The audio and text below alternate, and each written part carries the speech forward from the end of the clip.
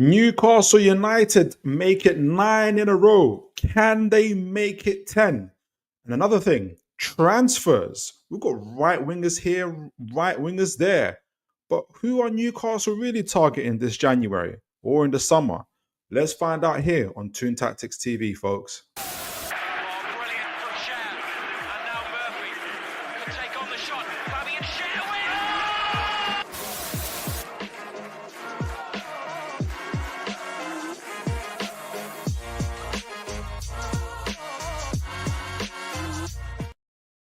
All right. Good evening, folks. I wonder how you guys are doing. What have you been up to? Where are you listening from?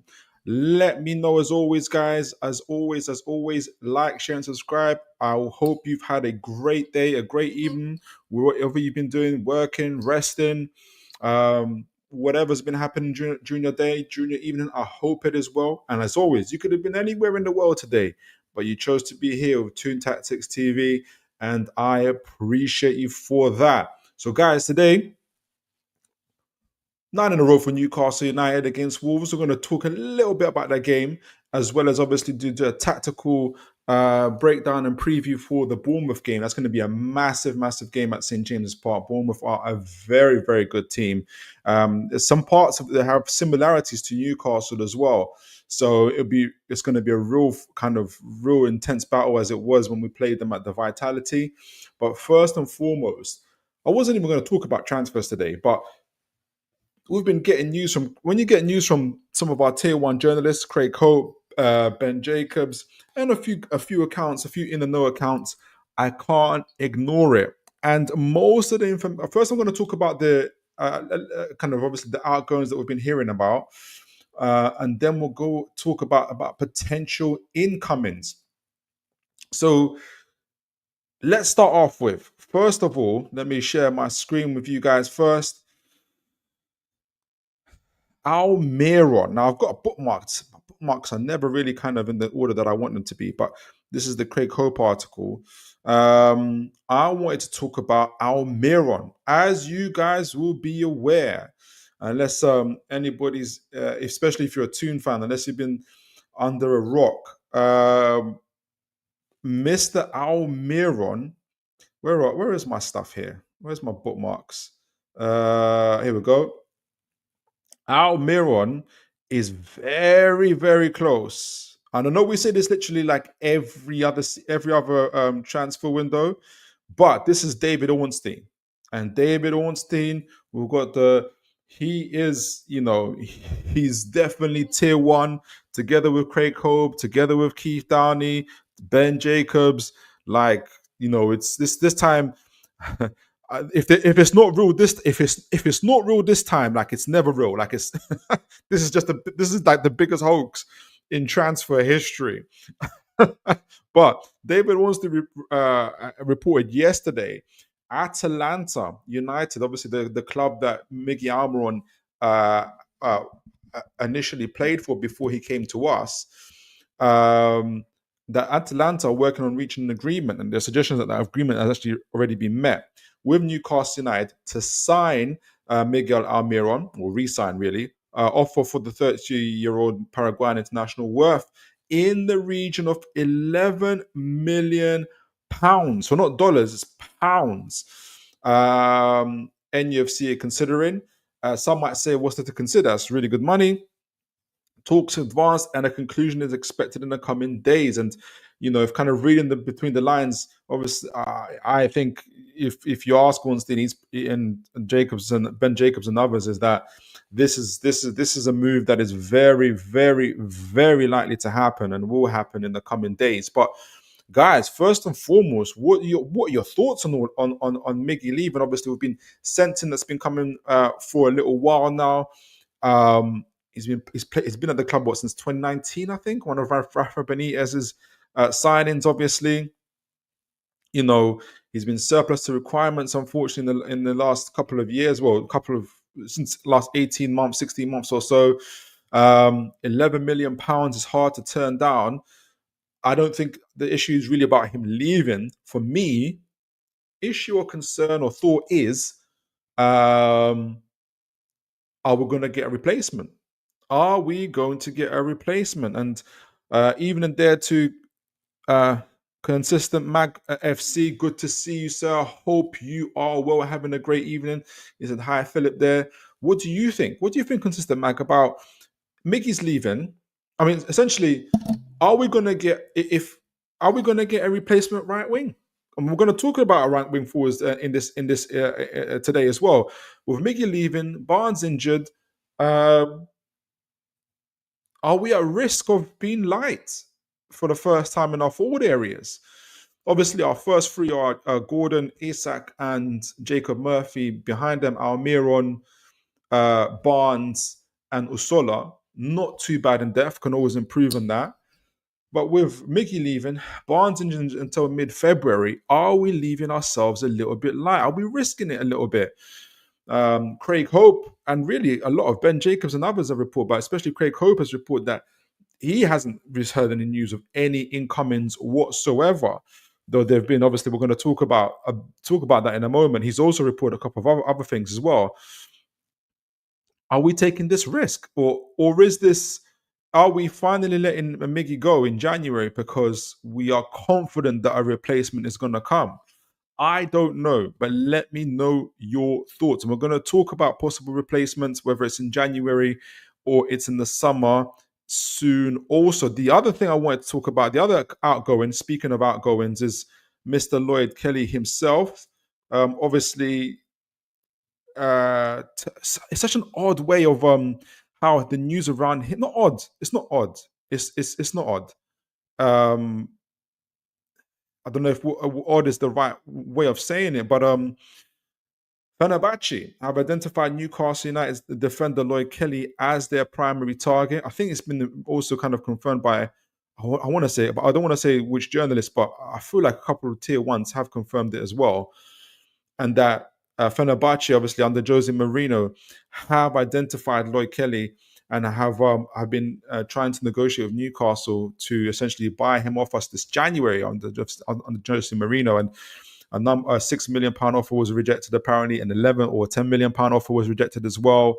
Apparently, I can't remember. I think Newcastle looking for something in the region of 50. I did put it in my bookmarks, but I feel like I'm going to go forever trolling through my bookmarks to find it. And you guys can correct me if I'm wrong, but I feel like I think Newcastle looking at something between 12 to 16 million for Lloyd Kelly.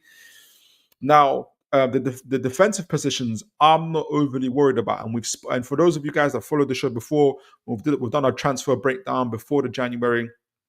We've identified that Lloyd Kelly could be a surprise package to leave this January, just because at the time, obviously, we're saying Botman's to return. Botman has now returned. We've got Botman, Byrne, currently our first teamers, but we've also already got Kraft back as well for injuries. From injury, he's back now. Fabian Schär also in those central areas.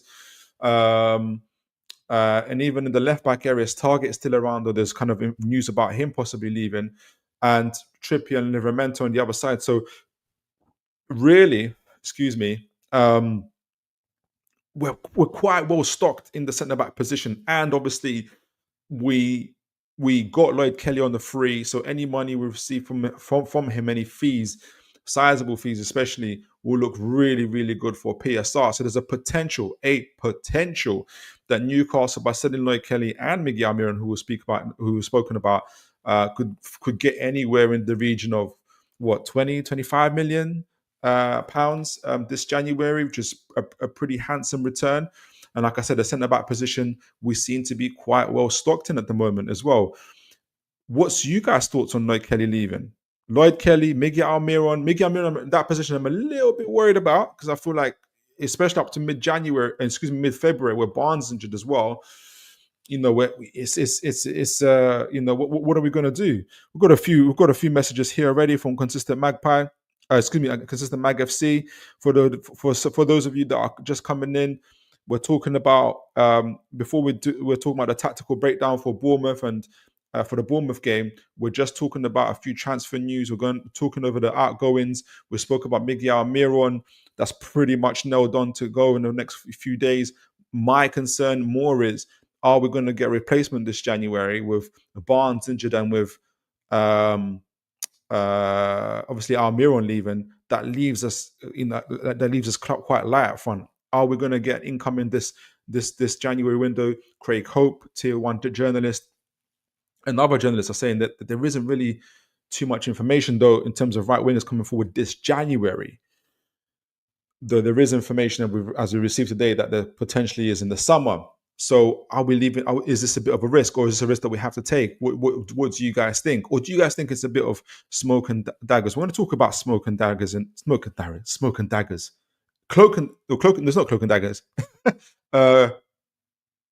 Smoke screen, is it? Is it a smoke screen? Is it a smoke screen for something else, something bigger coming in? Do let me know what you guys think. But Lloyd Kelly, Miggy Almiron, possible outgoings. What's you guys' thoughts here? Read the comments here. Consistent Mag FC.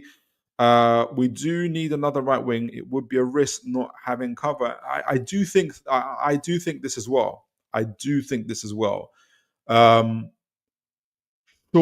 Surely, we're not gonna. Well, I don't know. I feel like I'm leaving myself the chance here, but I just hope. I don't know what the. I think we must be thinking that we're taking a calculated risk, and we're not strangers to that. I don't know if you guys remember. Was it a couple Januaries ago when I think it was a Champions League charge when we got to the Champions League. I don't know if you got. Was it that January when we sold Shelby? We sold Shelby when we were already light in midfield. Did we sell Shelby and Chris Wood in the same January window? I feel like we did. Correct me if I'm wrong, guys. Or did we? I know that we sold Shelby and we were already light in midfield. We already had like 3 midfielders. So we're not strangers to doing risky things like that as well. So it might be another thing. Consistent Mag FC, look in the South American for a young right winger we can develop. Yeah, probably. I think Paul Mitchell is definitely favouring something to go abroad with as well. Aaron Cave, good evening, sir. I hope you are well. You got a message from me here, Aaron Cave. If Miggy goes, need to get a replacement. I fully agree. It would be negligible to go into the rest of the season with only Jacob Murphy as our recognised right wing. Barnes, Joe Linton and Gordon covering hasn't worked. I totally agree, especially when we're kind of firing at all cylinders with how things are at the moment. It's the navigating this part is so interesting at the moment. This part of the season is so interesting for Newcastle, and there's going to be a lot of lessons we're going to learn from this. Let's see how much they've learned from the past as well and what they can do. So look, Lloyd Kelly is on offer. I think Newcastle want upwards of I want to say it's between 12 and 16 million. I can't remember what it is for the life of me. I could have sworn I had it bookmarked. And I think Fenerbahçe did offer 6 million, then 10 million. It's both been rejected. We'll see how that goes. Miggy Almiron is pretty much nailed on to go. Ornstein says it's for £11 million. But we need a replacement right winger. So speaking of replacement right wingers, 2 sets of information that's come across in the last couple of days in regards to this. And I want to get you guys' take on this. I want to. My only thing is about the timing of these events, and you know my thoughts about kind of reading between the lines, trying to understand where the journalists are coming from, and where and whether what the club and Paul Mitchell and others might be trying to say. I might want to start. So it's, in regards to 2 right wingers, I'm going to talk about them a little bit more extensively. Takufisa Kubo, right winger at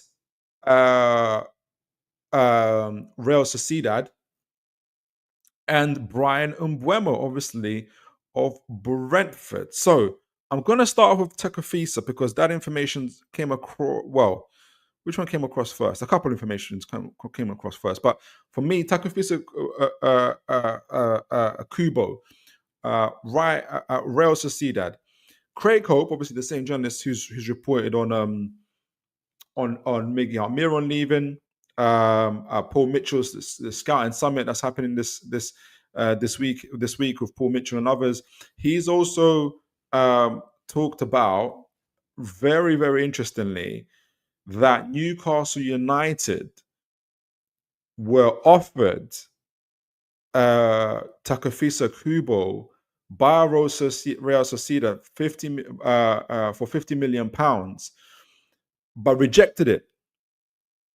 They essentially rejected it because it was too much money, especially in this January window.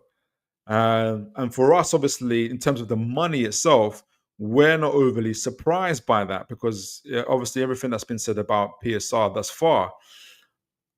PSR aside, PSR aside, and I'm going to talk about Takefusa Kubo and compare him to Mbeumo. I'm going to talk about what it means and the profiles and styles of players because style of play wise, Takefusa or Kubo is distinctly quite different to Brian Mbeumo, in my opinion.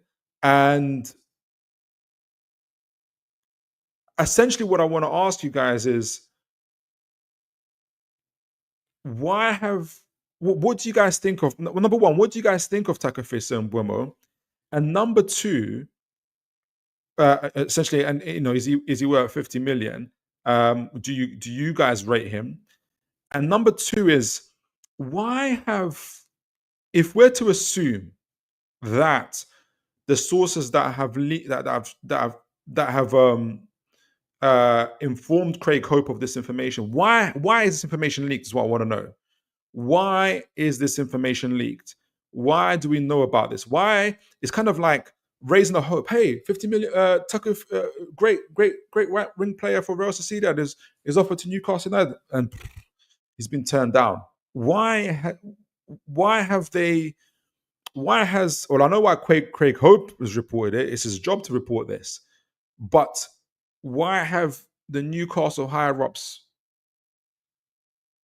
disclosed this, and why have they disclosed it now? Essentially, and I have I'm working on a theory. I'm working on a theory about that, and I wonder if it's also to do with the Brian Mbeumo deal, and I'll explain what that means. I've got a few comments here. Mighty Mag, good evening, sir. I hope you're well. Hiya, Philip. Hope you're well, pal. I'm very well. I'm trying to solve this conundrum. I don't know if you heard about. I'm sure you have about Takefusa Kubo. Apparently, Newcastle were offered him by Real Sociedad for £50 million. We refused the offer. We refused to take up the opportunity, obviously because of PSR. I'm trying to figure out why the sources at Newcastle United, if we're to believe that they're possibly senior sources that Craig Hope is in touch with, we do kind of take him I take him as a tier one journalist. Why have they disclosed this to Craig Hope? Why have they raised hopes and killed hopes at the same time? Really, I don't think it's necessarily that. And it's also mixing it with the Brian Mbeumo information that we're going to talk about as well. I'm trying to untie this conundrum essentially, and I'm going to talk a little bit about the styles and profiles of Mbeumo and Takefusa Kubo. Consistent Mag, could we not do a loan with obligation to buy, which I think is the deal that Newcastle are looking for? Like I do the whole Kubo would massively increase our revenue. Probably would, exactly. And this leads me, that kind of leads me to that in terms of why I wonder if, in terms of answering the question, why would the Newcastle source leak this to Craig Hope? And there's kind of a number of reasons for that. One is essentially to it could be in terms of like a bit of brinksmanship in negotiations that Kubo is the person that they're looking for. Maybe they're anticipating that this information on the Kubo will be leaked somewhere or another, and they want to get ahead of it, and they want to dampen it down and say, no, nothing's happening with Kubo, we can't afford him. But really, they are trying to work out a deal with Real Sociedad, whether it's for now or the summer. Keeping in mind, Real Sociedad information on Zubamendi going to Arsenal has also been leaked to the press. I don't think this is something that Zubamendi or Real Sociedad wanted. I think this is something that Arsenal did. I think this deal was supposed to be kept under wraps until the summer. Because imagine if you're Real Sociedad, Zubamendi and possibly Kubo leaving, that would be the equivalent of, God forbid, of, for instance, Gordon and Bruno going in the same summer. We would be up in arms if that was the case. So imagine what the Real Sociedad fans are feeling. I think Arsenal revealed their information on Zubamendi because at the moment morale at the club is very, very low until the Tottenham game, and I think they wanted to raise it for that Tottenham game. So I think that's why they disclosed it. But for Newcastle, I wonder if there's a bit of brinksmanship. I wonder if they're letting Kubo know also that they're really interested in him.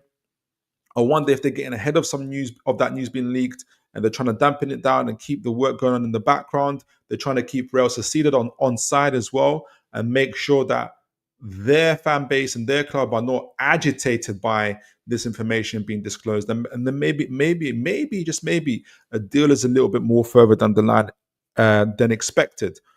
You guys let me know. Maybe I'm just being a bit too hopeful. Maybe I'm just starving and thirsty for some transfer news for Newcastle United, and I'm just trying to find the good in everything. I don't know, but I just wonder why a tier one journalist, literally in the same sentence, says, "Hey, this great player Kubo was offered, and no, we couldn't get by Real Sociedad, and no, we couldn't take him because we can't afford him." Like,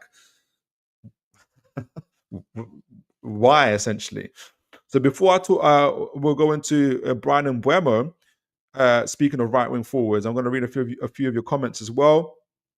Mighty Mag, leaking the news, we are in for another player and walking away, so going for Mbeumo. Wow, that's a really good segue there. Let's see. Let's talk about them because next question I want to ask is who would you guys prefer, Brian Mbeumo or Takafisa Kubo? And let me know in your comments. And if some of you are still trying to get familiar with who Kubo is, I assume that people will know obviously Brian Mbeumo. I've got a little bit of a little bit of style of profile for both of the players and a little bit of comparison. And I'm going to show a few highlights. So don't think you have to make up your mind that just hold your horses. Let me know which player you prefer. And I think their style of play is distinct. And I think which depending on which player Newcastle really go for, it shows the way Newcastle are evolving their play, evolving as a team, which I'm quite excited about. I'll tell you which one I'm more excited about afterwards as well. But really good. You think it's going to be? It might be a bit of a smoke screen, Mighty Maga. I'm not. I hope so, and I think so too. Aaron Kane, I don't necessarily agree.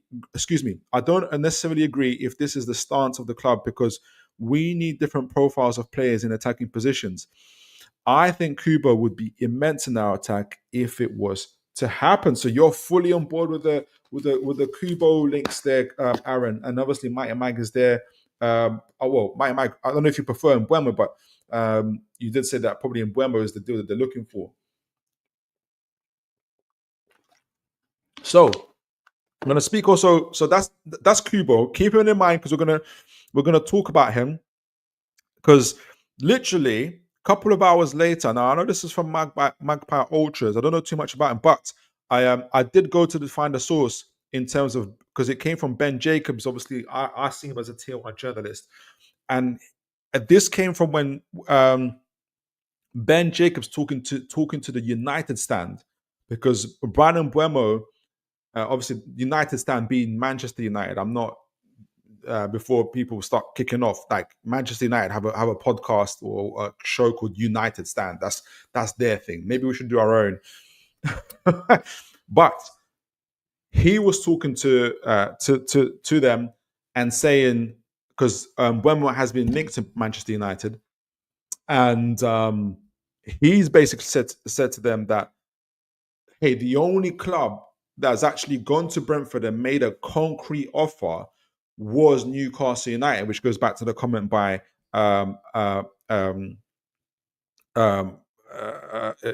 Mighty Mag, that it's Newcastle that are the only team that made a concrete offer for Brian Mbeumo. But this looks increasingly more like a summer deal rather than something that can happen in January, which is interesting. So if that was to be the case, and it could also kind of be Arkham's razor being a simple thing is maybe Newcastle refused or declined the offer to take up Kubo because they're pretty much maybe sold into the Kubo case. Let's see. But then But then, they declined to go for Kubo because they're in for Brian Mbeumo. But another twist in the turn, another twist in regards to Brian Mbeumo. This comes from The Athletic and from Chris Waugh, who's obviously again another tier one journalist, in my opinion, for Newcastle. This is what he had to say about the whole. In fact, let me make sure I got the date right, because I haven't got a date on it. But I'm hoping I think this is recent, because it's literally just reading it off. But this is what he had to say about the whole links to Brian Mbeumo. So there's this question and answers thing, and he said, where is it? What did he say about Brian Mbeumo? Here it is. Let me highlight it here. There is admiration for Mbeumo inside Newcastle, and the Cameroon international has been discussed. Yet, while I respect those who have reported that Mbeumo, so he knows that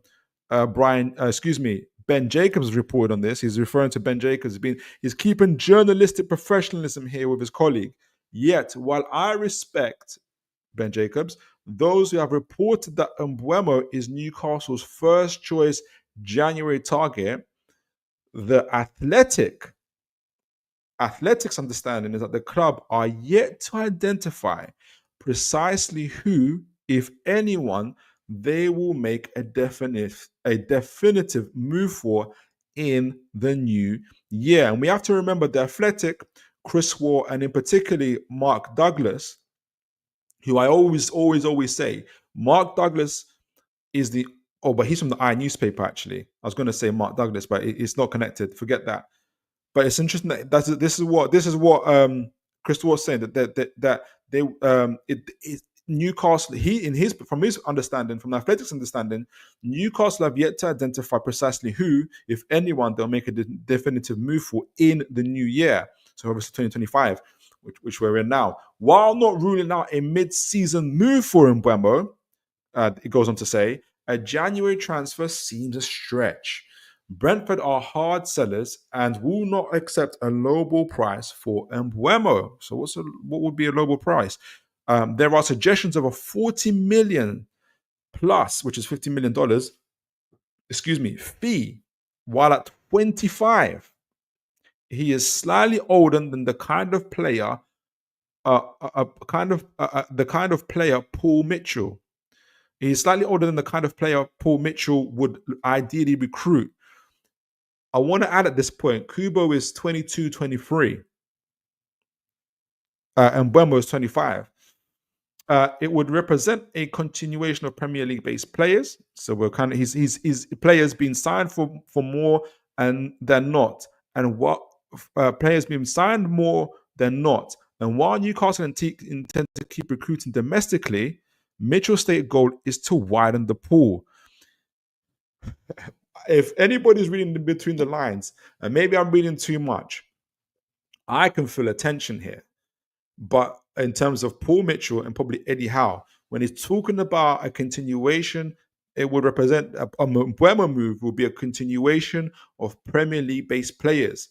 Sounds to me what Chris was trying to indicate very delicately, very diplomatically, very professionally is Mbeumo is an Eddie Howe choice.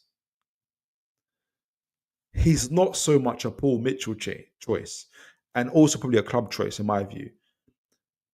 To widen the pool, Paul Mitchell, Eddie Howe is yet, and he actually goes on to say it. Eddie Howe is yet to sit down and finalize January plans. So they haven't worked it out just yet with his recruitment department, which is Paul Mitchell. When he does this later this month, definitive targets will arise. So this is not a foregone conclusion, and I think the fact that we are getting conflicting information in terms of a right wing forward, who the target is for Newcastle United. I'm not even sure it's even necessarily smoke and daggers at the moment from Newcastle United. I don't think it sounds maybe genuinely they haven't hashed it out, Paul Mitchell and Eddie Howe, who it's going to be. This position, I think they're going to put in a lot of resources into it, a lot of money into it. And it has to be when we look at it, Gordon, Isak, and that right wing forward position, I know people have said Dibbling and others. He's 18, 19. It's not plug and play. I think they want to ready to go. I'm not gonna. They want someone on the. They want us to. They want to be able to say we got Gordon, Isak, and they want someone at the same level, just like our midfield, Joe Linton, Tonali, Bruno. Just like our defense at the moment, we're just like one right centre back away from it. Hall, Botman, that right centre back. Is it going to be Gahey? Is it going to be whoever? And then Livramento, and obviously the goalkeeper there. So that right wing forward position has to be close to or up to the same level as a Gordon and an Isak. So I think there's a tension, a healthy tension with Eddie Howe and with Paul Mitchell as to who they're actually going to put their eggs into that basket for. And the information that journalists are getting, Ben Jacobs and others, I think Newcastle probably, when they say offer, I think they've discussed prices with Brentford. They have talked about prices with Brentford. And Brentford said, look, we're not going for any lower than 40 million. And we want add-ons on top up to 50 million. And Newcastle have sat back, and Paul Mitchell has sat back and said, he's 25 years old. He's 25 years old, and we're going to talk about styles in a minute as well. We're going to talk about profiles. Which one? Who? Brian Mbeumo and Takefiso Kubo. Who's more? Who is more suitable? Which direction do we want to go for? Are Newcastle heading in terms of their attack? Paul Mitchell has sat back and said he's 25 years old, and I'm not going to pay 40 million plus add-ons for it. I think Paul Mitchell just in this particular space has a point, because Brian Mbeumo has been linked with Manchester United. Brian Mbeumo has been linked with Liverpool, and I think also Tottenham. And apart from Tottenham, I'll put Tottenham aside for 1 minute. If you ask the fans of those clubs, none of them are really that hyped up about Brian Mbeumo. He's not really a ceiling raiser for them. And therefore, and I'm not trying to compare them to us. Newcastle is Newcastle. I'm just trying to keep it before I kind of go into it. I just want to keep that in mind. I'll leave it out there to see what you guys think. But I don't think Paul Mitchell rates Mbeumo as highly. I think it's a discussion. I think Takefusa Kubo is more of a Paul Mitchell style of player and signing, and Brian Mbeumo is more of an Eddie Howe one. Is it going to be someone either or? Is it going to be someone maybe someone more in the middle of that type of style? I don't know, but let me know what you guys thought. And speaking of them, we're going to go a little bit deeper in terms of their details about their style of play, because they're different. They represent a different style of play, a different kind of background and experience as well, that we're going to try and talk about and compare. So I'll be interested to see what you guys think about it. And before we do that, I'm going to get a drink of water and I'm going to read your comments as well. I've got 3 bottles of water here, guys, to make sure I don't have to pause the program and go away. So let's go here. Aaron Kane, Mbeumo's quality, but Kubo is technically a better player. Brentford always play on the counter with a lot of space in behind. You're taking my thunder here, Aaron. I agree. I would lean towards Kubo, who is better in tighter spaces. Interesting, and very good there. Mighty Mag, Philip, whoever they get in will be an upgrade on Miggy and Wilson's and Wilson's sick note. I agree with you, Mighty Mag. I just think we need more than that. The same way we look at our midfield and our rivals look at our midfield is the envy of the Premier League at the moment.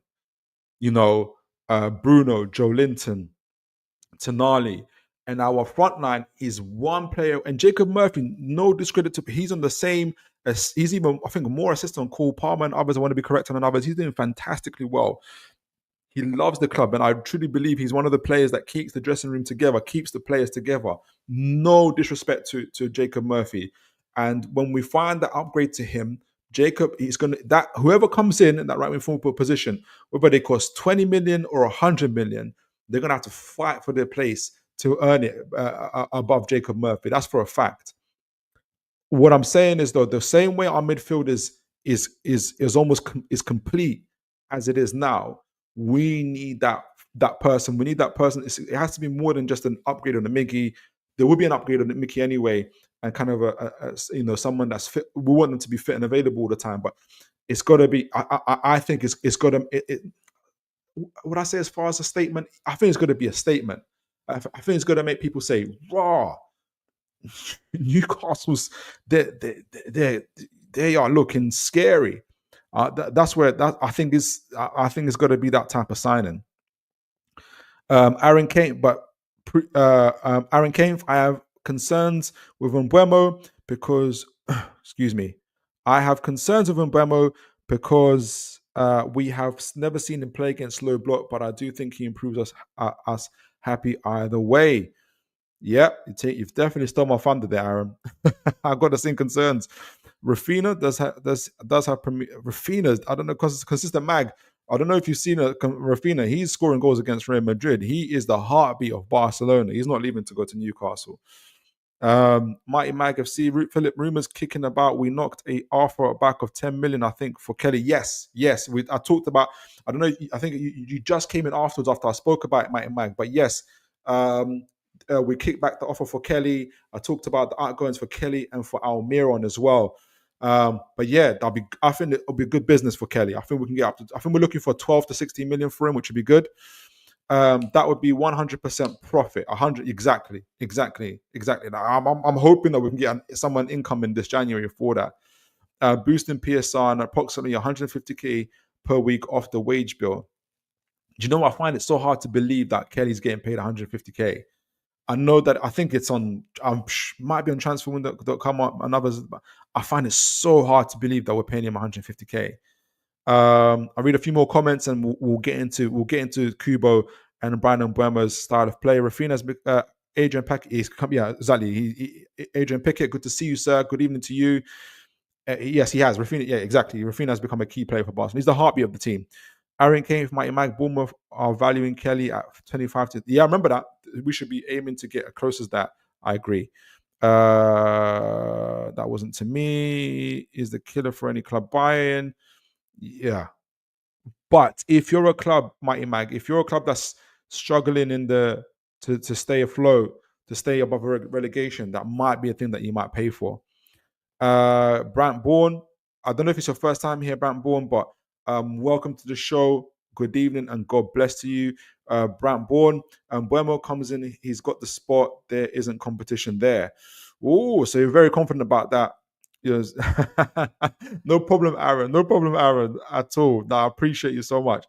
Apparently, Kelly pay rate is actually like 133k, but still too high. Okay, that's interesting. Let me know where you got that from, Brant, because I want to look into it. All right, brilliant. So let's look into the styles of play a little bit. I wish I had a little bit more. I've got a bit of their highlights. I wanted to go on because they're quite different, and I'm going to first go into a couple of places. I want to go to a couple of places. If I here we go. Press the wrong button there. Right. So Brian Mbeumo and Takefiso Kubo. Let me share my screen. All right, let me make sure you guys can see that. Can you guys see that? You can, but it's pretty. I think the writing looks pretty small. So let me enlarge just a little bit. Let me see what you can get. So Takefiso Kubo and Brian Mbeumo. One, in my opinion, Brian Mbeumo is an Eddie Howe signing, Premier League experience, Premier League proven, certified right wing forward, and the other one is from abroad, obviously, currently in Real Sociedad. But it's a gem, a real gem. Is a Paul Mitchell signing. So Takefiso Kubo, position right winger for Real Sociedad. I actually saw him play the other day. Actually, I think I can't remember if it was against Real Betis. He scored a really, really good goal. Actually, I might be able to find it. Well, I'm going to be showing you guys highlights of them anyway. His style of play, as said by Aaron Kane, he's technical, dribbling, really good at dribbling, vision, speed, intelligent movement, and he's a creative playmaker. So his role in the team is that he's a consistent starter for them. He's key in their attack, links up their play, a major contributor to goals and assists, and he really hangs onto the on the touchline, on in terms of the on the right wing forward position, and he'll get the ball, and I've got is it Euro Expert? I'll show a clip from him that describes Takafisa Kubo a little bit more clearer as well. So he hangs on the touchline, and when he typically when he receives the ball, he'll drive inside or he drifts inside, and kind of draws players to him, and is able to make key passes into the box or just outside the box to the attackers and players around him, and create scoring opportunities for them as well as himself. He is from La Masia, so he's from the Barcelona academy, and I think the only reason that he had to leave there early was because of, I want to say, it's to do with not with the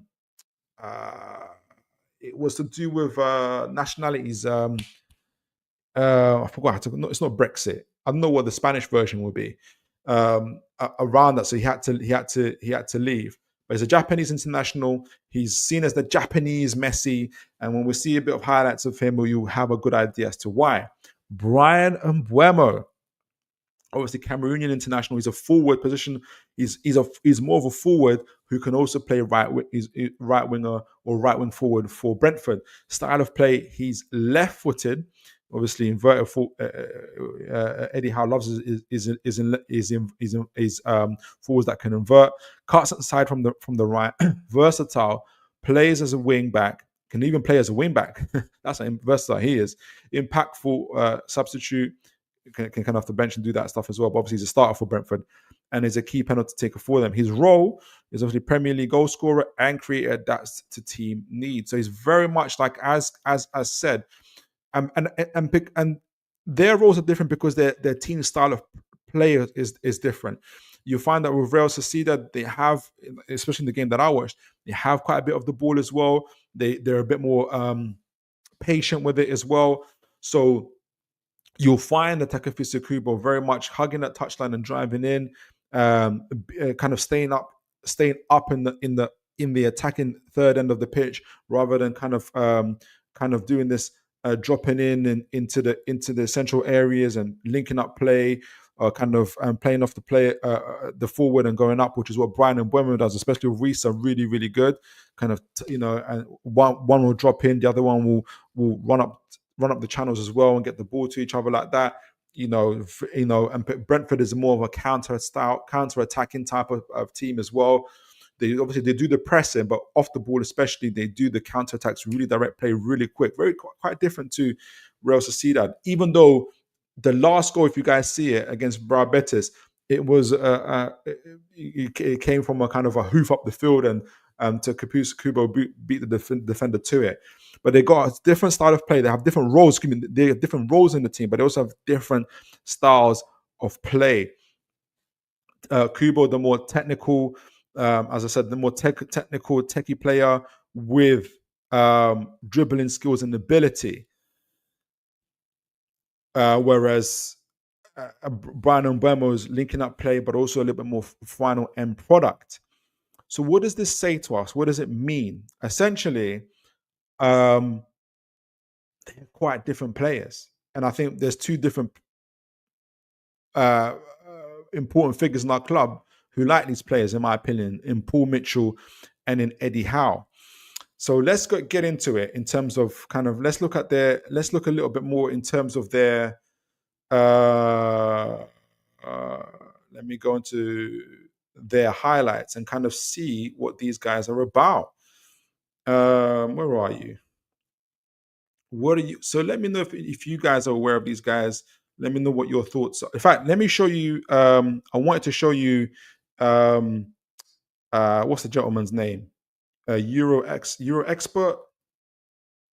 Really nice guy. He was in the Loaded Mag the other day as well. I don't know if you guys saw him as well. Big up to Loaded Mag. That was a really, really good show as well. When they talked about players, they talked about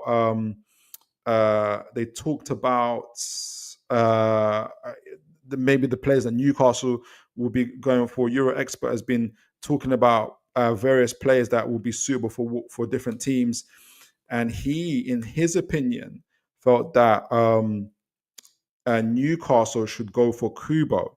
So let me show a quick highlight of that in terms of what he means by that. Alex Barker, that's his name, Alex Barker. Because we know a bit more. I assume we all know a little bit more about Kubo. Let's see what Alex Barker said about Kubo. Can I find it? Let's see what he said. I hope I can find it. Here we go. Let me get this up. Oh, because he kind of in this as well. He talks about and kind of it gives you an indicator of what Newcastle how Newcastle can potentially evolve as a team as well. Who should Newcastle sign? All right, here we go. Who should Newcastle sign? Can you guys see that? Yes, you can. All right, so here we go. Let's take it away. This is Alex Barker, Euro expert.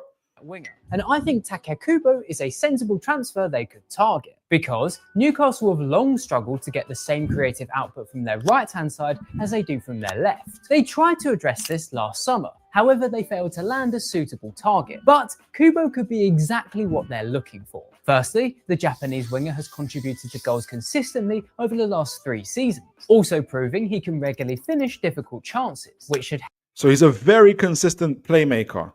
Help to balance out Newcastle's attack. Kubo would also be able to meet the demands of Newcastle's aggressive press, as he comes. So he's this is another part of no matter who that right winger ends up being, they have to be able to work hard. They have to have recovery pace, but also be able to be pressing forward. And this is one of the key attributes to Kubo. Currently plays a key role for one of the most effective pressing sides in Europe. But the main reason I think Kubo would be a sensible transfer is how his style could complement Newcastle's other attackers. So I want you guys to focus on this part, because this is his style is as we mentioned, is quite distinct to Mbeumo. Mbeumo is a kind of is a versatile right wing forward who can play across the front three, goal scoring, can create creative play, but he's decent with the take-ons, but he's not. His stats don't really show him to be. And Alex Barker talked about this on the Loaded Mag. His stats don't really show him to be like a dribbler, someone that can switch left or switch right. That is more of a Kubo type of thing, and we'll find out why that's important for Newcastle. Firstly, he should allow Tino Livramento more opportunities to overlap. So you can see here, like we said, Kubo likes to hug that right touchline, and this is where he talks about Livramento now joining in. Kubo tends to receive the ball on the touchline before dragging defenders inside and opening up space out. And this is what we talked about in terms of being able to open up to unlock, the low blocks. Wide. From here, he acts like a left-footed playmaker, creating passing and shooting angles that So if you can imagine in the middle, Isak there, Gordon there, to his right, Livramento, all types of opportunities there. Newcastle were rarely finding at present. And the main beneficiary of this could be Alexander Isak, as Kubo often creates chances by slipping. And by the way, they're former teammates from Real Sociedad as well. Balls in behind defences, the type of pass that Isak thrives on. Add in his age and healthy injury record, and I think Kubo meets the requirements of a sensible transfer. Good age and very good injury record as well. Newcastle United. So that's Kubo there. Let me know what you guys think. I'm going to show a few more highlights in a moment. Let me know what you guys think. I'll go through the comments as well, just a little bit there as well. And what it means to me as well is Newcastle and Eddie Howe and Paul Mitchell, I think, are anticipating that.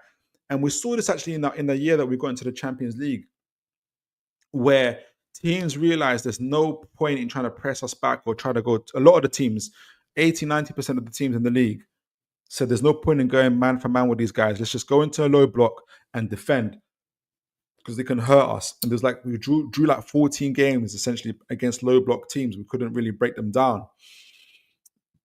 I think what we're anticipating now is the team is getting better. The squad is evolving. We need players, we need strikers, we need forwards who can play against the low blocks. And so what Alex Barker is saying is Kubo is the type of man to do that with his technical ability and his dribbling skills. So let me see what you guys say in the comment. You guys talking amongst yourselves there. Big up my Newcastle fan, Queen of Heart. Big up to you, Queen of Heart. Good to see you. I hope you're having a great evening. My Mighty Mag, Aaron Kempf. Mbeumo feels like a Harvey Barnes signing. Ooh, they have some similarities, don't they? Barnes is a terrific player with great finishing, but he struggles with teams but bodies behind that put bodies behind the ball, and it's true. But he's so sharp in that final third. But anywhere else, in kind of from middle of the pitch, middle of the park, he gets so frustrated and he struggles. He struggles. Brant Bourne. I like the idea of why did we turn him down? That's a great question. That's what we talked about then in terms of Kubo, Brant. And I suspect essentially that I don't think Newcastle, I don't think Paul Mitchell and Eddie Howe have hashed out who they're going to go for at the moment, and they need to really kind of finalize who their target is. I like the idea of a pass in the right, like what is happening now. Brant Bourne, as long as we keep Isak for a while, I agree with that, definitely. Mighty Mag, what offer would it take to lose Isak? Right midfield comes in at 200. I don't even want to consider that to me. I don't think I know people say everyone has a price, and I get that, and I'm not going to be, but I just think I can't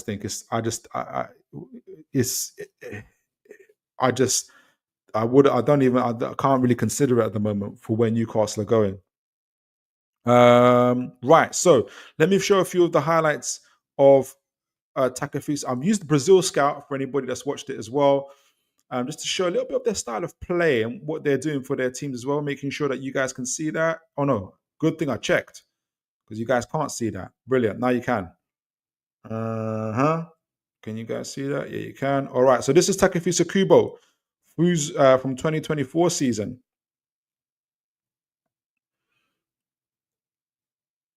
Let me make sure you guys are there. Oh, it's come off. Did it come off? Why is it not showing anymore? Let me get on there. Kubo. Here we go. Yeah, you guys can see that. All right, brilliant. Sky and football. So they've compared him to Conceição, Brian Gruder, who currently plays for Brighton as well, really good dribbler, and Erdem Zagova. I don't know if you guys have seen him play. He plays for Lille. I've watched Lille play about 5 or 6 times this year. He's a fantastic right winger. I'm surprised. I don't know which clubs are not linked to him, but he's a fantastic right winger. Really good player. So I said in terms of Kubo's key strengths: flair, dribbling, passing, vision, agility, pace, acceleration, creativity, ball control, crossing, set pieces, first touch, all the key strengths that we need. Obviously, aerial is a weakness. The guy's like 5 foot, I don't know, like 5'5", 5 or 6. He's a short guy. But what he lacks in height, he definitely makes up for in strength and courage. All these strengths that he has are very key in terms of breaking down low blocks. He's 23 years old. Preferred foot is left. Oh, that's it. 5'8", excuse me, at 64 kg. So quite small, quite different. And I like the similarity that you made there, Kane. Mbeumo is like he's got a little bit of a Barnes about him, doesn't he? He does have a bit of a Barnes about him. So that's him there. That's his dribbling skills there. Going to the touchline, doing those cutbacks. You can see. Oh, that was Isak. Was that Isak? Was that when? No, that couldn't have been Isak. That's 2024. That's his ability there. That's what he's saying. Him coming in, Kubo coming into that right side, drifting in. That looks like Isak. I can't be Isak. Who plays for them in 2024? Lovely cutback there. Lovely ball across the box, causing all sorts of trouble. All sorts of trouble. Great play there. You can kind of see why they call him the Japanese Messi, can't you? Those key passes there. You know what? And these type of the dribbling skills, we don't have this. We do not have this type of profile. It's very different to Barnes. It's very different to Gordon as well. He can do a little bit of dribbling, but it's not as much. He's more of a take-ons and pace type of guy. It's these lovely play areas that he takes up in the half spaces in the middle. Fantastic. Head up. Always head up. His head, whenever it gets the ball, his head is always up. He can always see the picture. And that's why he makes really good decisions in these final third areas. but he's absolutely excellent. Look at that, +1, +2. They can't take him off. He's strong. He's short, but he's strong. Lovely play there. Brilliant goal from Takefusa Kubo. Let me know what you guys think of him so far. I'm really impressed by him. At the moment as well. I think he'll be a great buy for Newcastle United, and you can tell that if it came down to if Paul Mitchell, if we had to choose either one, I'll go for Kubo over Brian and Mbeumo. But maybe you guys have other ideas. Let's see what you guys think. I didn't show you guys a bit of. Let's show what. Let's remind ourselves in terms of Brian and Mbeumo. Got a bit of Brian and Mbeumo highlights is there. Quite different from. Oh no, you guys can't see it. Let me get that on. Here we go. This is also from 2024 season as well. Who does he get comparisons to by Brazilian scout? So Brazilian scout compare him to Mo Salah. I mean, Mo Salah isn't necessarily known for his dribbling skills. Bukayo Saka is. So I wonder what kind of comparisons there. And Jared Bowen, really interesting comparisons there. Flair, dribbling. They got dribbling as best attributes as well. So maybe he has that ability. I don't know if he's good as Kubo though. Pace, agility, finishing, crossing, off the ball work, versatility, acceleration, really good. 25 years old, 5'7", not much taller than Kubo to be honest. But even though he is much weightier as well. And obviously we've seen Mbeumo up close and personal when he scored against us as well. So we know what he can do. So you can see that vision there as well from him, that passing. Really good passing and vision as well. Can drop in and link up with play. That's him there with the take-ons there. Really good work. Obviously playing for his international team, taking up the spaces, in the half spaces. Lovely play. You know what?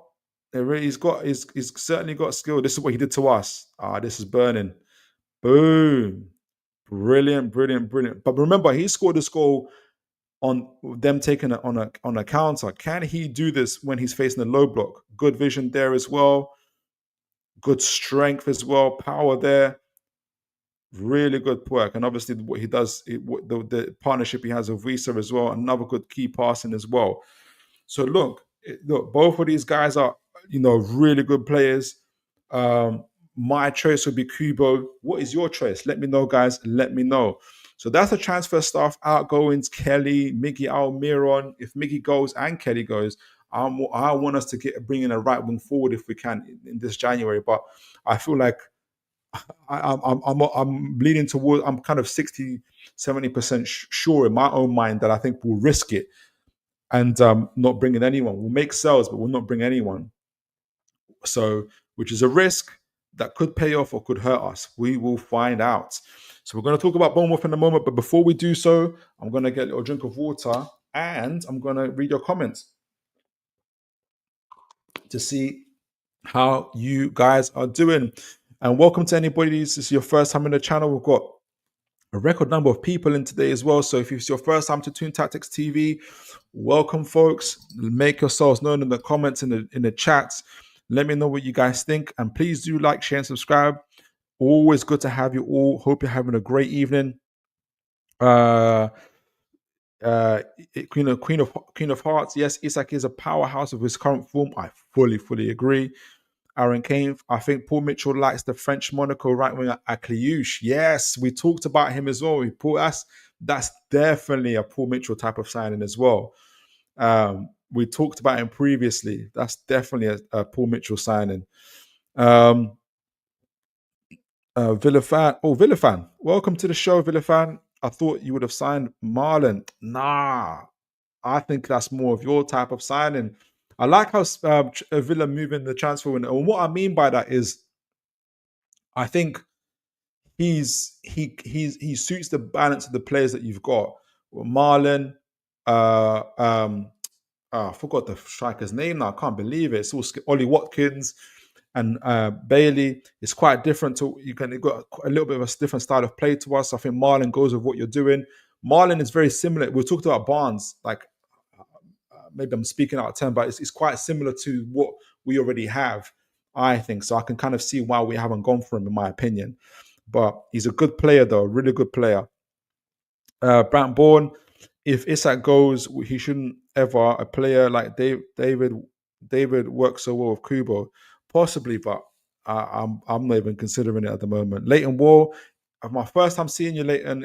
Apologies if you've been here before, but you're welcome to the show. God bless. I hope you're well.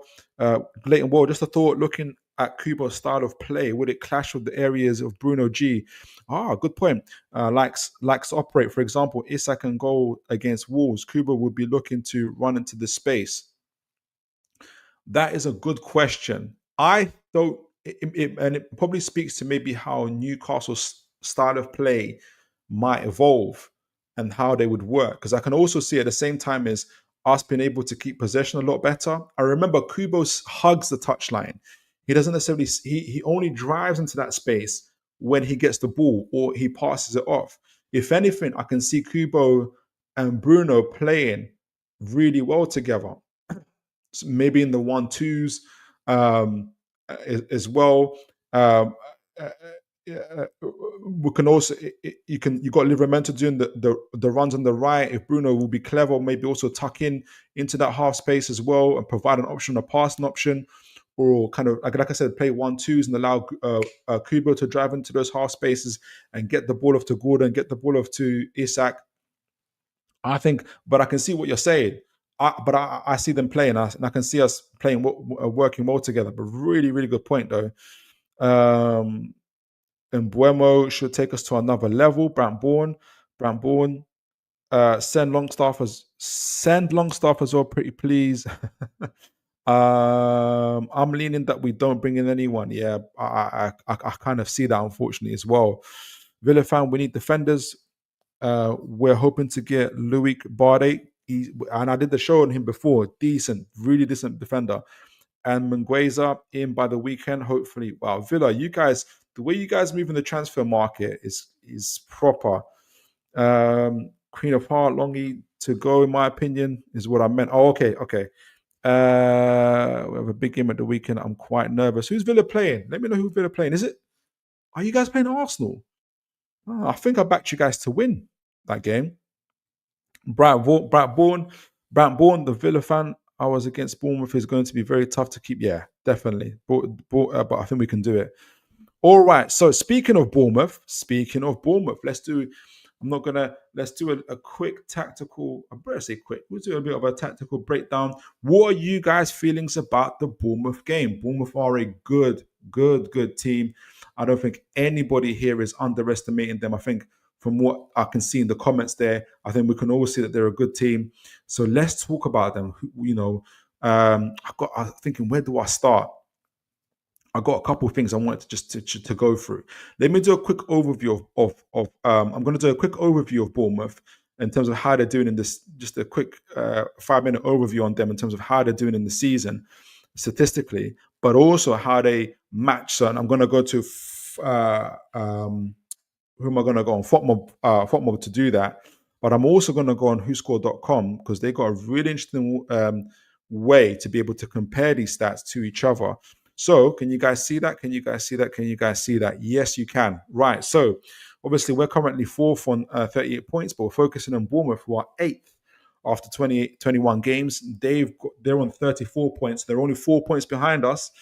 And they've won 9 games, drawn 7, and lost 5. So they've lost the same amount of games as we have at this stage of the season. They scored 32 goals and conceded 25. So they've scored 5 less goals than us and conceded 3 more. So we're not too far off each other with a +7 goal difference. Really good record. In the last 5 games, they've won 2 and drawn 3. So they're unbeaten in their last 5 games. Obviously, we've won all of our 5 games. So I think both teams are coming into good form. And when we see this, when we're going to see at the moment with Bournemouth, just focusing on Bournemouth, they've got a lot of injuries. And obviously their last game against Chelsea away 2-2 was a really good performance. And I know that Chelsea had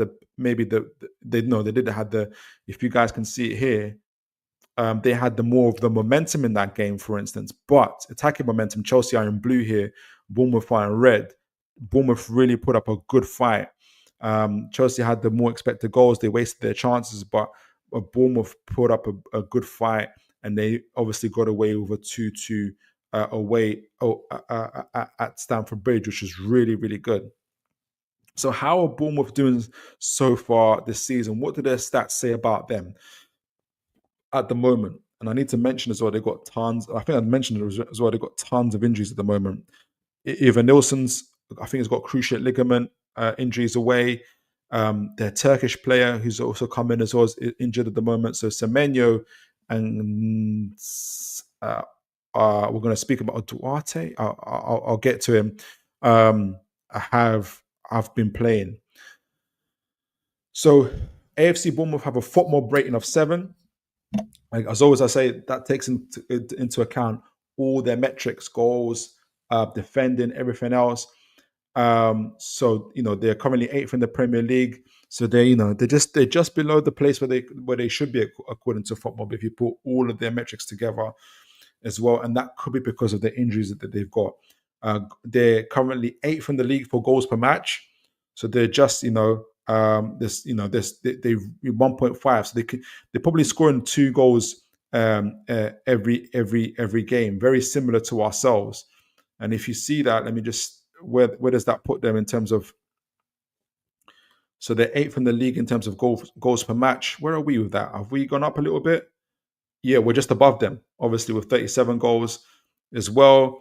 They concede, they're 5th in the league in terms of goals conceded. So they're not they've got a good defense and a good attack, essentially, very similar to ourselves. Average possession, they're not overly keen on possession. They have got 46% possession. They have a very, very direct style of play. They do not keep possession for the sake of keeping possession. And this is something that Newcastle will have to be mindful of. Clean sheets, they're 7th in the league of 5. We're 2nd with 8, just 1 behind Nottingham Forest. And all of our teams are doing really, really well defensively. So we're edging it in terms of attack, and we're edging it a little bit defensively as well at the moment. They are 3rd in the league for expected goals. So really, if anything, they're underperforming. They've currently got 32 goals, and they're underperforming at the moment. That might be to do with the quality they've got at the moment. It's not quite as high. It was mentioned, for instance, in the Wolves game between us and Wolves. The Wolves manager talked about how the difference between our sides was we took our chances and they didn't take theirs. But that comes down to the quality of players. And we've got Isak and they don't. And we've got Gordon and they don't, essentially. And that's what happened in the game. So we've got, this could be, and I think this would be a factor in our game against Bournemouth. So they're going to create chances, essentially. They're going to be creating opportunities, Bournemouth. That's for sure. Shots on target, 4th in the league. So they get about 6 shots on target. Excuse me. They get about 6. Make sure you guys can still see that. Yes, you can. So they get about 6 shots on target. So that's including against all the big teams at the moment. So we talked about their direct style of play. They're gonna get shots on target. So we have to defend though, and we have Dubravka is could be busy essentially. Big chances created. They're 7th in the league for that. Big chances in the league. They're 5th. They're 5th in terms of missing chances as well. So they're going to create. They got a really intense pressing style. They've really got a good attacking style as well. Accurate passes. They're 17th in the league. So maybe that's where they're getting a bit caught out. They're not as good with their accurate passes. Accurate long balls, 5th in the league. So expect to see long balls, direct balls straight to their attackers as well. Newcastle have to be ready for this. Otherwise, they could really, really hurt us. And Bournemouth, and I'll show you guys what WhoScored.com show. The Bournemouth are the same away as they are at home. Accurate crosses, they're 7th. Penalties awarded, 1st in the league. So that indicates to me they spend a lot of time in the opposition half. In the opposition box and half, and they're 8th in the league at the moment for that as well. So we're going to be in for a ride against Bournemouth. We have to be really ready for them. 4th in the league for corners, again, showing that they're attacking side. They're not conceding many XGs conceded. They're 14th in the league. So they're defensively, they've been really, really good. interceptions, they're third in the league. So it shows that they've got a good structure and a good presence structure. We're going to talk a little bit about that as well. They're a really good team, really well managed by Areola. Successful tackles, 5th in the league, really good defensive time, 7th in the league for clearances, possession 1 in the final third. They're number 1. They're above Tottenham, they're above Arsenal.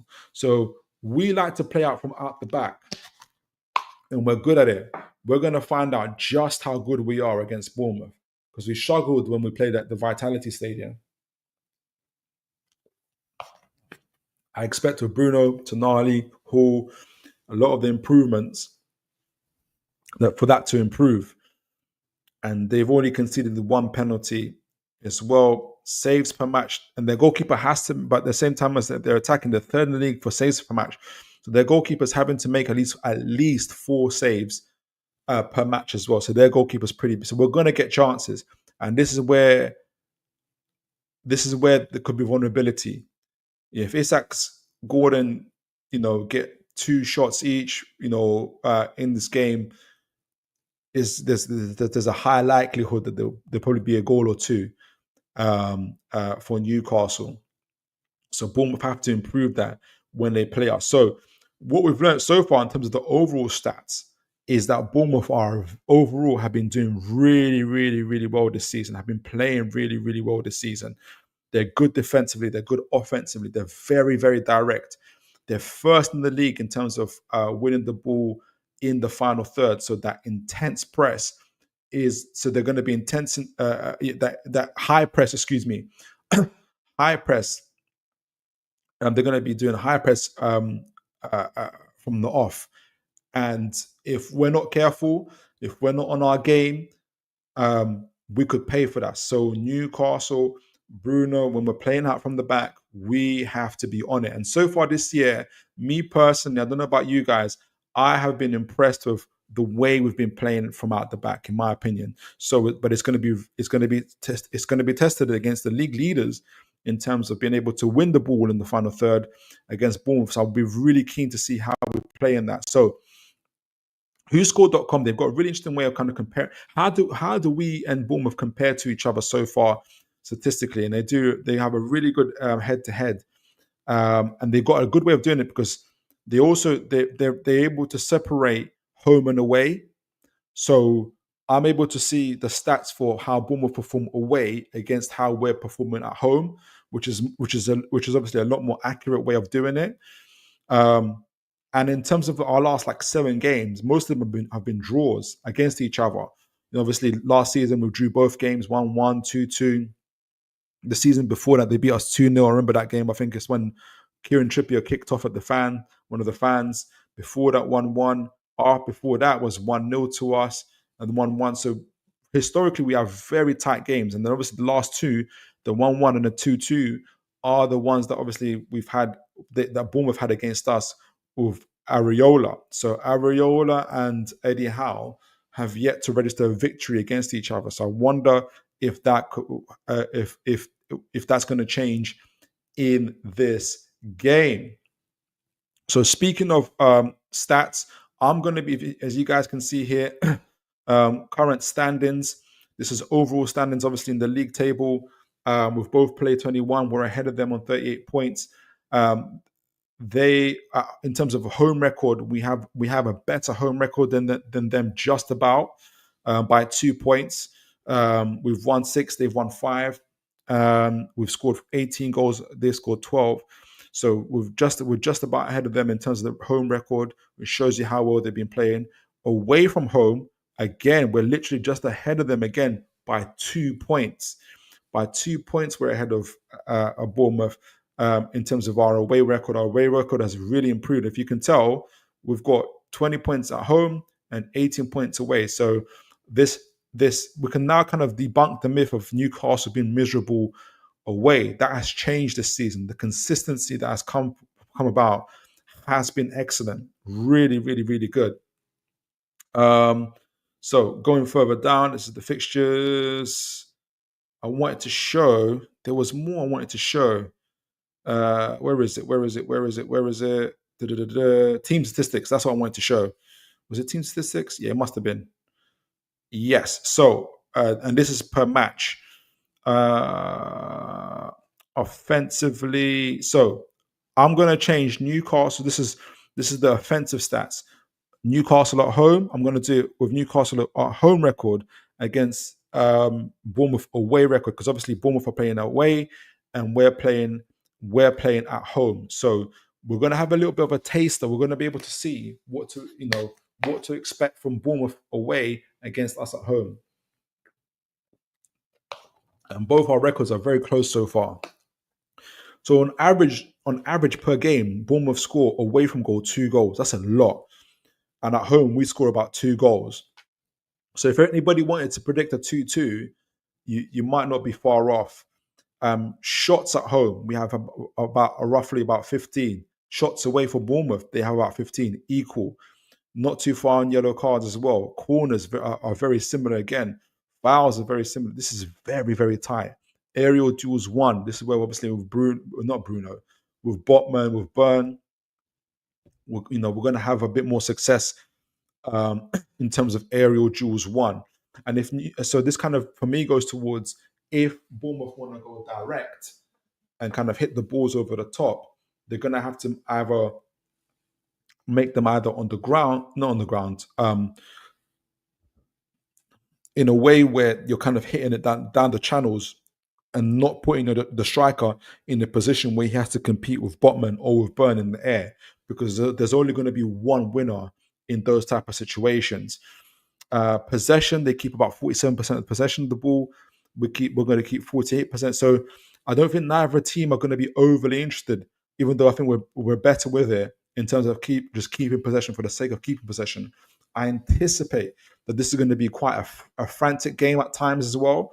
So I think the best Newcastle, I think if we're able to control the game like we did against Wolves, that would really kind of show it, I think, give us the edge in this game, in my opinion, with a better pass success rate, percentage-wise, as well, and average player rating just about as well. But it's incredible. Like, Bournemouth are a really, really good team. This, like I said, this is their away stats as well. This is their away stats.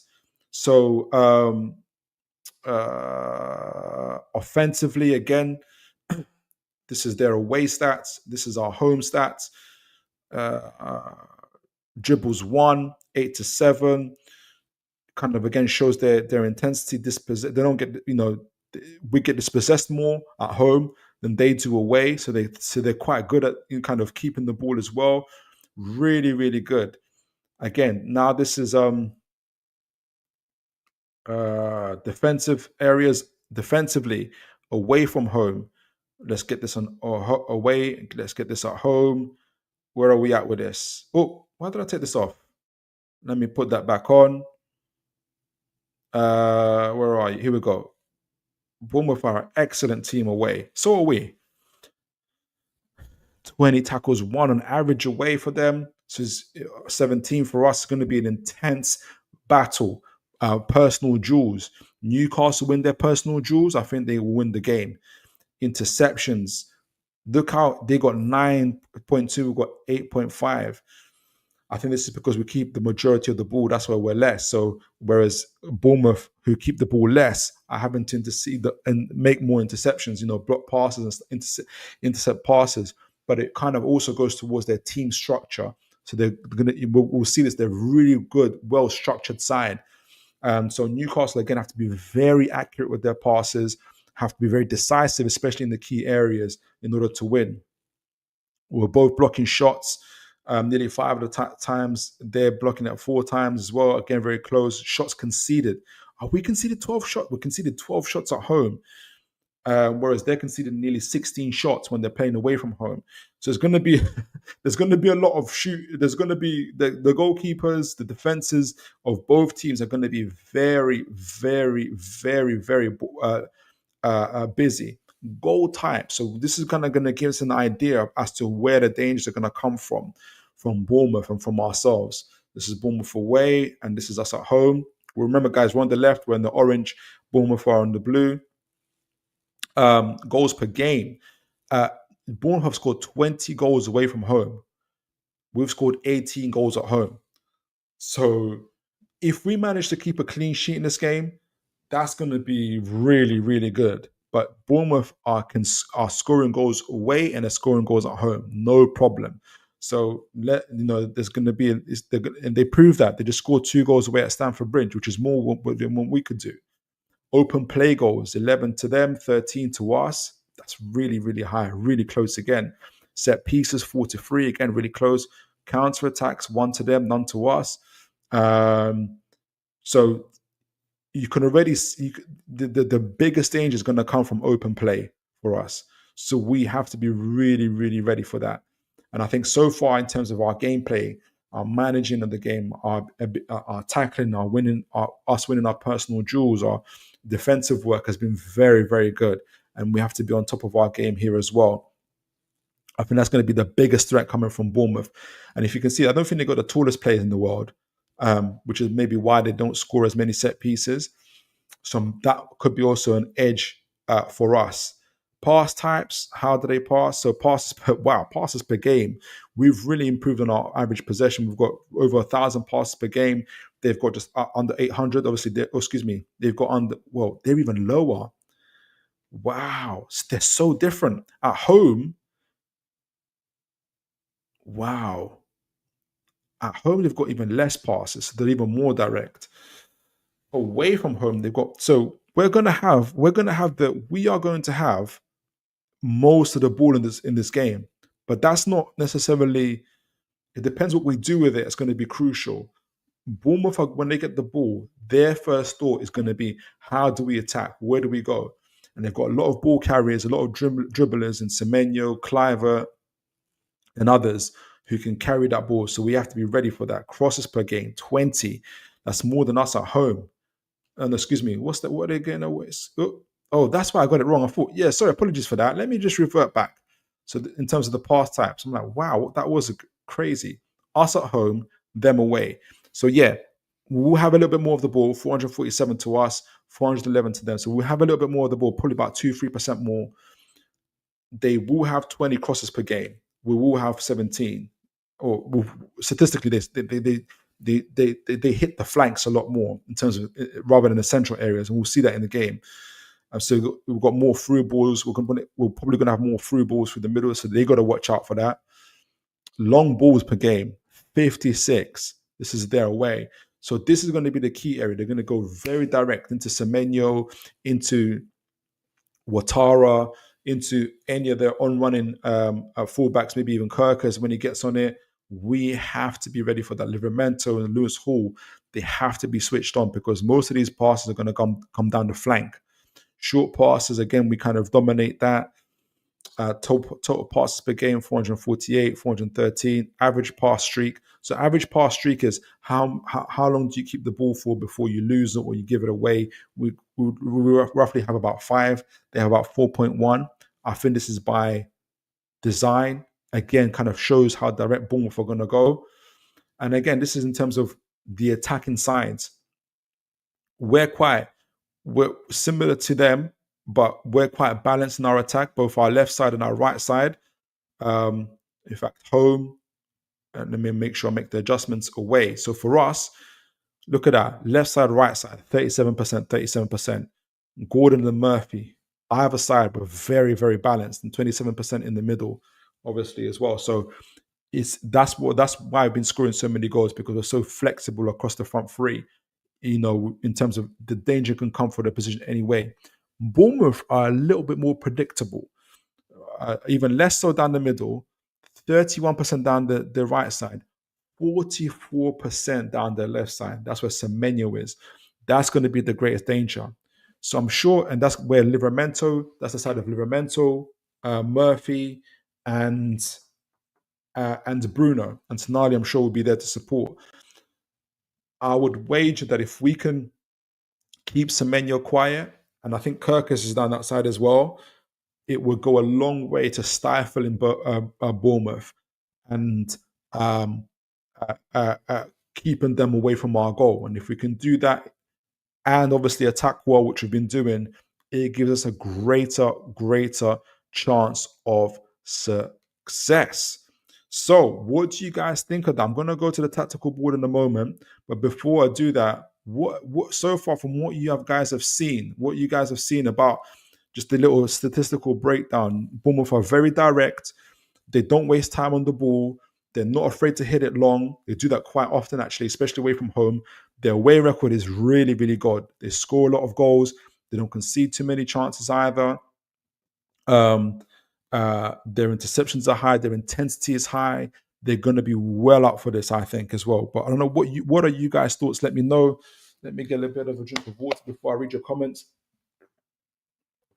Bournemouth under Iraola, in my opinion, are having a very, very good season. Queen of Hearts, very excited for the weekend, as I am. As will be in Newcastle for the weekend. Brilliant. Soaking up that atmosphere. It has been too long. You can't underestimate Bournemouth. And exactly Queen of Heart. And we're just reading it. They are fantastic. They've scored 20 goals away from home. That's really good. I agree with you. I'm Villa fan. I'm hoping that we get defenders in with PSR. We have to sell or loan out to bring in. Yeah, but you guys aren't afraid to sell, like and to buy. You're almost like a Chelsea, except for just obviously not on steroids. Chelsea's like just incredible. Brant Bourne, I'm excited to see our midfield against Tyler Adams. I'm an American. Okay, Brant, you're from America. God bless you. Hope you're well. I'm an American, so I want to see how he stacks up against our midfield.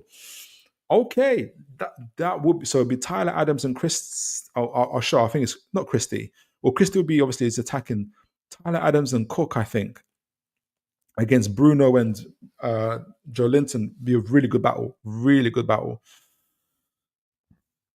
Talking amongst yourselves there, Brant Bourne. I thought Bournemouth would be around 10th this season. Yeah, when all said and done, but didn't expect them to be doing this well. Bournemouth, Nottingham Forest, even ourselves, to a lot of people outside of Newcastle, doing really, really well. Brant Bourne, and I think Villa have been doing well, managing Europe as well. Brant Bourne, the Villa fan, we have, you guys talking the last 3 windows, and I've said 3 players just to keep our player. Yeah, exactly. That did hurt us. Tottenham press us well. Brant Bourne, Tottenham press us well. They're early in the game as well. Yeah, and we conceded in that time as well. So I want to see a change in that. I really want to see a change. Brant Bourne, I hope Murphy scores and keeps his purple patch going. So do I. Though I think he's going to be busy with Semenyo. Aaron Kane, I think you're going to say gonna go. But if you are going, Aaron, have a great evening, sir, and have a great day tomorrow. Going to be a tough game against Bournemouth. Yes, it will be. They have a really good press. Yes, they do. If we play well, we'll beat them. I agree. If Newcastle bring the A game, we have a very, very good chance of getting it over the line. Queen of Heart, Bournemouth could easily take the lead, especially if they take the lead out of nowhere. We have to be on our game, especially in that first 15 minutes. So I won't spend too long. I want to make sure everyone is able to get their rest, but I'm going to bring up the tactics board and kind of go through it from what I've been able to see, make sure I zoom in a little bit more. I didn't mention, but Bournemouth have about 8 or 9 injuries. Like the injuries they've got is like similar to what we had last season. They've got tons of injury. So for them to go away to Stamford Bridge and get a 2-2 shows you just how well they're doing. Bournemouth, we've been speaking a lot about the press. Bournemouth have a really good press, and it's very tactically very, very good. Let me make sure you guys can see that. And this is part of the reason why. Remember, they're first in the league in terms of winning the ball in the final third.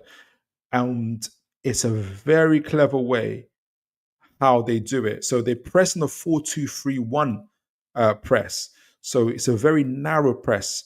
They keep the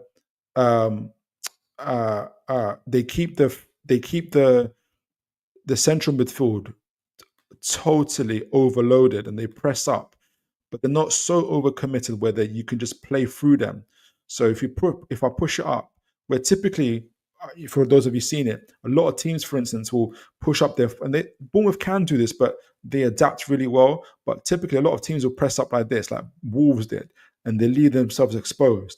Whereas Wolves, depending on the team they play, and I think they'll set up in the mid block as well.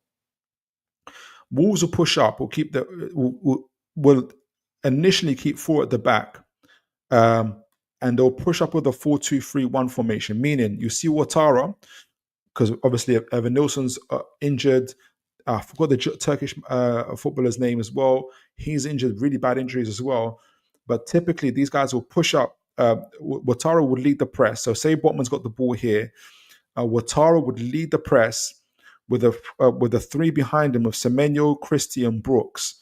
So they'll be responsible, kind of getting in front of Tonali and Bruno, making sure that the ball doesn't come to them. And Brooks might either go wide to Lewis Hall, which I don't think he'll do, or he might go to. Depends how they want to do it.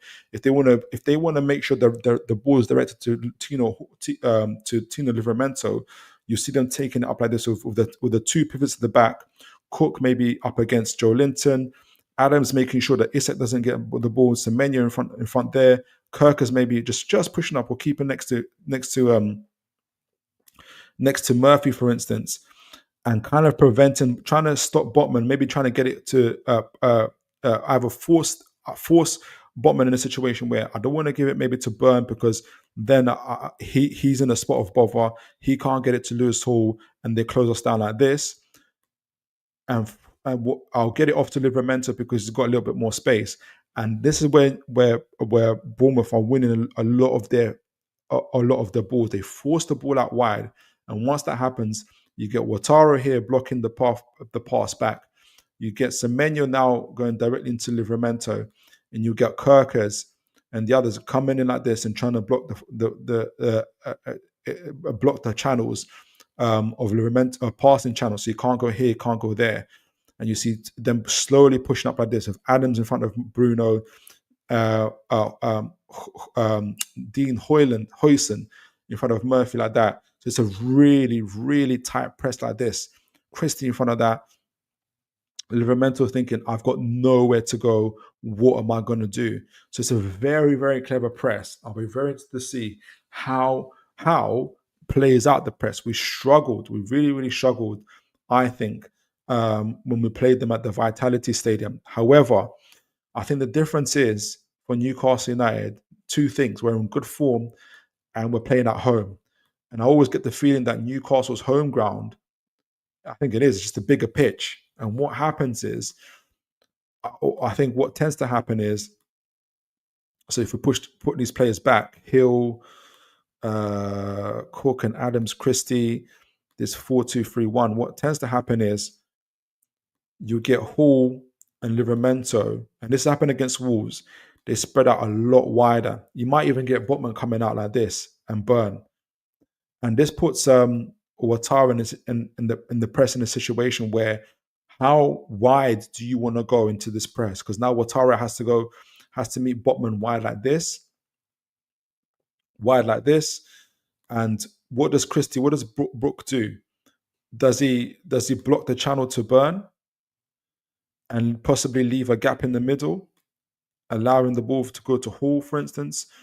How does Ouattara block? As well, it just leaves a little bit more space where Murphy, for instance, can drop in. Kirkers might have to follow him, and then allows the ball to go off to Murphy, Bruno, and then you see these type of runs happening as well. So there's a lot more space in the channels. I think the 4-2-3-1 works really well in the Vitality Stadium because the pitch is a little bit narrower. But I think when they press like this in St. James's Park, where we can spread the play, maybe even Tonali goes a little bit wider here, joins with Joe Linton, or even he goes to the other end here and joins Bruno. It can go anywhere else. As long as you provide kind of that numerical advantage here, the press becomes a lot more harder to figure out who you're going to press, but also starts leaving these type of gaps. Because then Christie has to follow him, Joe Linton can drop in, Cook has to follow him. Then you got Gordon who can get the ball, Isak can drop in, Bruno can go off again, and you kind of get these gaps happen in the midfield areas, which Newcastle have been really, really good at exploiting themselves. Plus in the 1v1 duels, you might see Bruno dropping in. So Tonali taking up a more offensive role as he has done before. Bruno dropping in and just backing himself to get past the Christie, because once this press is broken, maybe through kind of Bruno just dribbling past the player, you then have a situation where let me zoom out just a little bit. Then you've got a Tonali on his way, Murphy's on his way, Livramento, and to be fair to Bournemouth, they've been really, really good in their recovery pace. So I don't expect that it's going to be just that easy for Newcastle just to exploit Bournemouth just like that, and we're going to get past them. Kirkers, Murphy, Dean Hoyland, they've all been really good in terms of their recovery pace. But Newcastle have been really, really good at exploiting these spaces as well. And the Newcastle can start causing these type of overloads and playing out from out the back. As you can see here, Livramento, Murphy, Tonali, Isak Gordon, breaking that 4-2-3-1 press and just through the gaps as well. And then you can cause these type of overloads where you've got Gordon and Isak on the other end, and the ball can literally just get floated in, which we've done a lot against Wolves as well. So it's going to be a very, very interesting game. But we can't underestimate. We've seen how good Bournemouth's presses. They're number one in the league for winning the ball in the final third. So I think they're going to try and force the ball onto Burn, for instance, a lot of the times. But I think then you would have to have a situation where Hall drops in, maybe Bruno drops in, Joelinton drops in, or Gordon, to try and create space, try and give passing options for Newcastle to play out from the back. So it's going to be very, very interesting. On the other hand, in terms of Newcastle attack, let me know what you guys think so far. As well, defensively, Bournemouth have been really, really good as well. Adams and Cook, that 4-2-3-1 allows them, and Kirk has really joins in a lot. He's really good at crossing. So you're going Murphy is going to have to be there to support Livramento to ensure they try and keep Semenyo. And this is where the brunt of Bournemouth's attacks are going to come. Before I go into this part, the brunt of Bournemouth's attack is going to happen is down this left side. This is going to be imperative for Newcastle to be able to close down. Semenyo, Kirkus and Semenyo, Bournemouth are going to do these type of switch plays a lot, where they're going to try and get Semenyo in 1v1 situations with Livramento, for instance, and he'll drive at Livramento, whether he's really good at either going on the outside, going on the inside.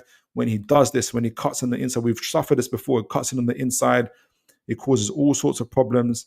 Kirkus might go on the outside here as well. So Livramento's got a choice. Does he follow Semenyo, or does he leave Kirkus and follow Semenyo? Does he go after Kirkus and then Botman and leaves Botman and with Wataru and Semenyo at the same time?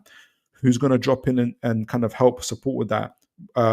Typically, it would be Tonali, who's been absolutely exceptional. So Tonali, as he was against Wolves, is going to be crucial for that. Murphy's going to have to come in support and be there to make sure that they're able to support both Livramento and Botman, that they're not overrun. There isn't an overload in this. Let me highlight that. There isn't an overload, because Bournemouth are going to try and create these overloads a lot through their dynamic play. Their ability to literally travel with the ball is really, really good. So Livramento, Semenyo, Murphy are going to have to be really, really good in kind of tracking these runs. And when the break of play happens, we're going to have to be really quick in terms of Bruno making himself available, Isak getting himself on that right side. So if the break of play happens, Bruno gets into the ball, Isak maybe hits the channels either wide or here. Dean Hoyland is 18, 19 years old. Let's see how good he is against Isak, one of the best players in the Premier, best strikers in the Premier League in Europe at the moment, and try and isolate him that way. That's going to be really, really key. Gordon as well, going to be really key. Can we expose them? But again, Bournemouth's structure is so good. It's not as open as for instance, Wolves were and other teams that have come to Newcastle have been. So, but I think the pitch being wider, us being more expansive, will force Bournemouth to create gaps in the midfield. So I think as long as we stay sharp in terms of passing into the final third, we can create these type of opportunities, but it's not going to be easy. It's not going to be easy at all. So I can see these type of situations happening. Equally, just finally, when Newcastle are attacking, this pivot, this double pivot that Bournemouth have, gives them the opportunity. Semenyo is also going to be, Semenyo is going to be attacking, but he also has to be ready for our attack. He has to be ready for what we're going to give. He has to follow Livramento the other way. And we know Eddie Howe's style is the best form of defense is offense. And Tonali's been very, very good. He's been excellent, absolutely excellent in screening our back line. You guys would have seen it from the Wolves game. Botman typically taking up a middle position. Tonali here screening the back three. Botman, whether it's Botman, Burn, or Hall. Where is Hall? Where's Hall? Here he is. On the sides here, Tonali's been very, very good at screening these guys, protecting them as well. But they'll be ready. The main attack is going to come from Semenyo. But in terms of us offensively, Christie, Ouattara, Kirkers, Brooks. What's so good about Bournemouth's double pivot is obviously same as kind of similar to what Joe Linton does. You'll have Adams following because Newcastle we're going to be trying to create these overloads.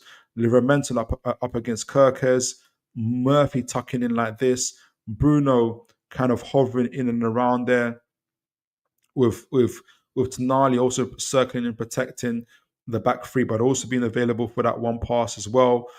What's been really good about Bournemouth structure and press, their hard work, their ethic. You see Adams covering, making sure these type of runs from Murphy, that he holds back Murphy, for instance, as well, trying to prevent these type of overloads. Semenyo will be coming back to defend as well, trying to make sure that we're not able to create these overloads. So Newcastle have to be very quick, very intense, especially if we're kind of moving the ball up and around. If we want to create these type of overloads, you see Bournemouth maybe going into kind of a flat back 5-4-1, making sure that we can't get the ball off just that easily. So we're going to try and create these type of overloads where I think same as against the Wolves game, maybe both our fullbacks go in. So Tonali gets into the central area, make sure we can't. So if there's a break, he's there to defend, which we saw against Wolves. And you see Hall taking up these positions. So you see both Hall and Livramento hugging the touchlines as well here. So Brooks has a decision to make. For instance, does he help Hill in kind of with Gordon, or does he go out to meet Hall and make sure that Hill isn't by himself? Therefore, with Gordon and Joe Linton here being able to get get in onto the flanks. So it's going to be this is the one way that I think, a couple of ways where, similar to what we did to Wolves, we're able to stretch the play. And the great thing about having Tonali in that number 6 role, doing his best impression of Rodri, in my opinion, he's able to take up these central areas. So even if the ball does break for Bournemouth and they get the ball up to Cook or to Christie, you'll have Tonali there supporting with his pace, with his athleticism, with his just ability to snuff out danger, to support Botman and Burn. Botman can do this as well. And they're pressing up really high, adding this kind of support to the midfield, making sure that Bournemouth can't break. Semenyo is going to be key to that. They're going to be trying to get direct balls into him as well. So, but Tonali's pace, trying to get back as well, is going to be really important to that. But in terms of when Newcastle got the ball, they have to move the ball really, really quickly.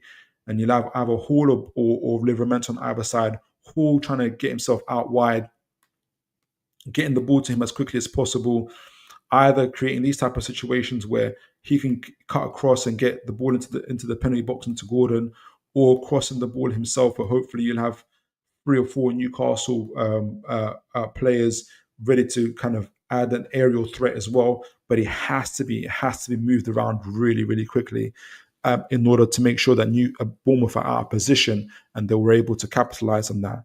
So it's going to be a really intense game. Bournemouth are really good away and away from home, as well as away from home as well as at home. They've scored more goals away from home than they have at home. So it's going to be an intense battle. So I'm going to ask you guys, as we conclude it, what's your score predictions? What is your score predictions? I'm going to give you my score predictions after I read the comments and drink some water. Send in me your score predictions.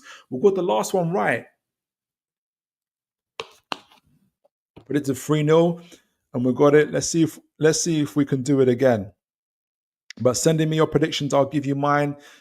It's going to be a really good game. Tonali, Tonali one-touch passes and Bruno dribbling ability hopefully can shine to break the press. Exactly. That's what I'm hoping for. That's exactly what. Japadoni, good to see you, sir. Evening to you. Brant Bourne, I said Hall, but meant Tino. Got to be a big matchup for Tino. It will be. It'll be a big game for him. Big game. Mighty Mac Newcastle. Hope you're still recovery, pal. Oh, who's still in recovery?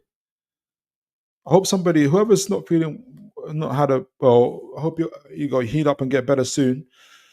Big up, Alf. Good to see you, sir. Evening to you. Big up, fella. Hope you're good. I said Newcastle will battle Wolves. You did, Alf. Well, it was a great game. You were right. You're absolutely right. Japadoni. Guys, send in your prediction. Japadoni 3-0 to Newcastle. I hope that's Newcastle. I think it's Newcastle. Big scoreline. I'm thinking a 2-0 Wolf from Aaron Kempf. Mighty Mag, I got insight score correct. This Saturday, 3-1 win. 3-1 win. Ooh, right. Bournemouth score goals. They're intense.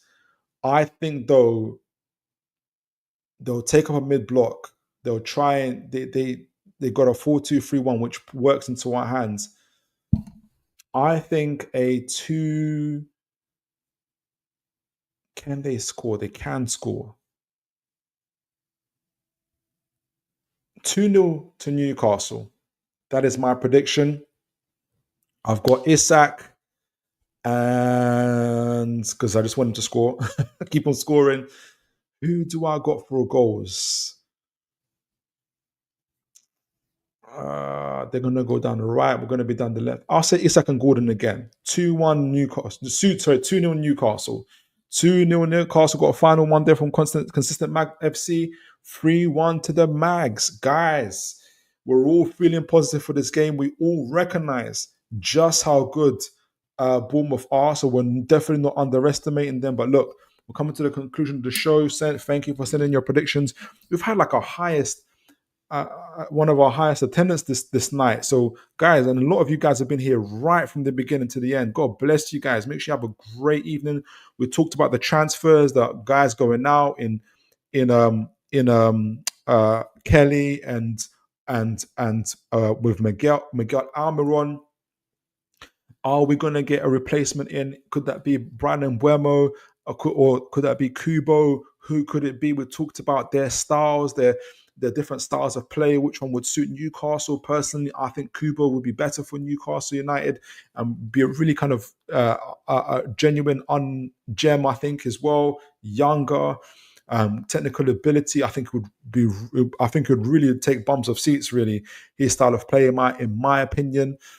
And we did a tactical breakdown for the Bournemouth game. Bournemouth were only 4 points away from us, are really close to us in a lot of metrics in terms of statistics. But I think, just as it shows in the metrics in goals scored and in some of the defensive displays, I think we can edge it. And I predicted us to win 2-0. We have to keep Semenyo quiet and prevent Kirkes from getting into our box as well. It's going to be a hard task, but I think we can do it. And I've backed Newcastle to win 2-0. We've seen 2-0 victories here. But guys, you have all been absolutely incredible. It's been an absolute pleasure doing the show today. And for those that don't know, I'm going to be doing a watch along for the Bournemouth game. I should have said at the beginning of the show, I am doing a watch along this Saturday for Bournemouth game, starting at 12 o'clock. Join me for the watch along. I'm going to be doing some live commentary with you guys. Make sure you guys join me. I should have said at the beginning of the show, I'm going to be doing this watch along for Bournemouth game. Join me for it. It'd be really good to have you guys on. Let's hopefully enjoy this victory together. No matter what happens, win, lose, or draw, well, hopefully a win. We'll enjoy it together. It'd be great to have you on. But guys, have a great night. Make sure you get yourselves either home safe or to bed safe. And as always, folks, take care of each other and God bless, folks.